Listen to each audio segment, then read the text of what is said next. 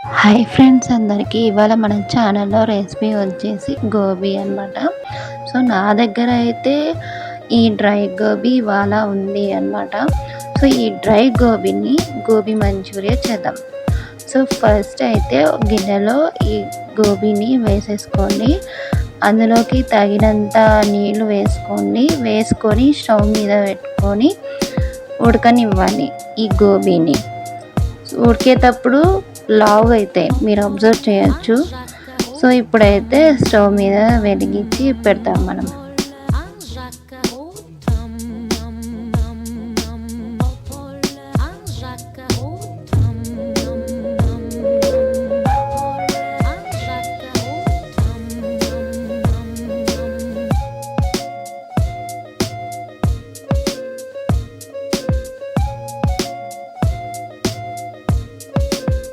ఇప్పుడైతే మనకి బాయిల్ అవ్వతప్పుడు లావ్ అవుతాయని చెప్పాను కదా.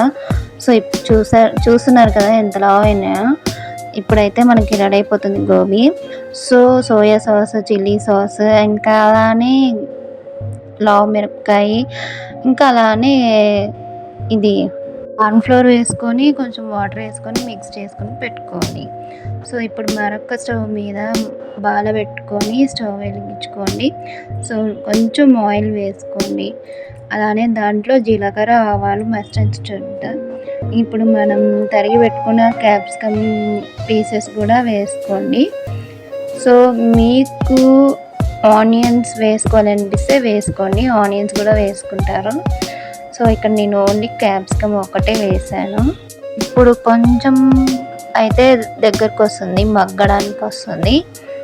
సో ఇప్పుడు మగ్గుతుంది కదా, దీంట్లోకి చిటికెడంత పసుపు జస్ట్ లైట్గా వేయనట్టు, 1 స్పూన్ ఉప్పు, 1 స్పూన్ కారం అండ్ 1 స్పూన్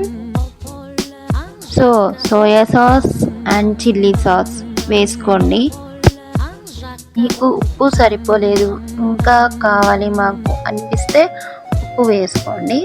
సో ఇప్పుడు నేను సోయా సాస్, చిల్లీ సాస్ వేసుకుంటున్నాను. నాకు ఎంత కావాలో అంత వేసుకుంటున్నాను. సో మీ క్వాంటిటీ బట్టి అంత వేసుకోండి. సోయా సాస్ ఎక్కువ వేసుకోద్దండి, ఎంతనో అంతనే లిమిట్గా వేసుకోండి.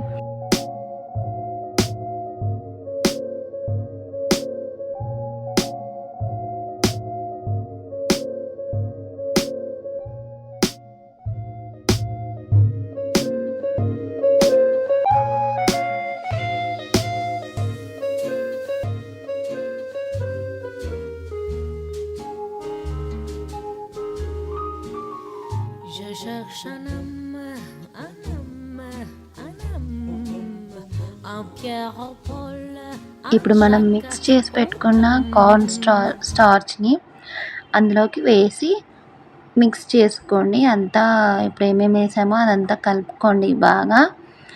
సో ఇది మీడియం ఫ్లేమ్లో పెట్టుకొని కలుపుకోండి, ఎందుకంటే అడుగు అంటుతుంది కాబట్టి.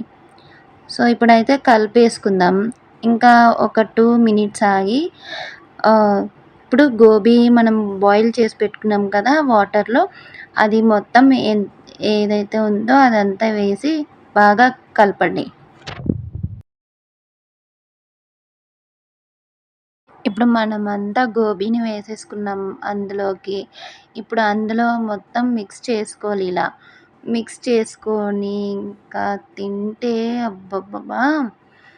సో బయట 30 రూపీస్, 50 రూపీస్ పెట్టి గోబీ తింటాం కదా, అదేదో ఇంట్లోనే మనం ఇలా ఫ్రెష్గా వేడిగా అప్పటికప్పుడు గోబీ చేసుకొని తింటే ఎంత తృప్తిగా ఉంటుందో అంత తృప్తిగా ఉంటుంది.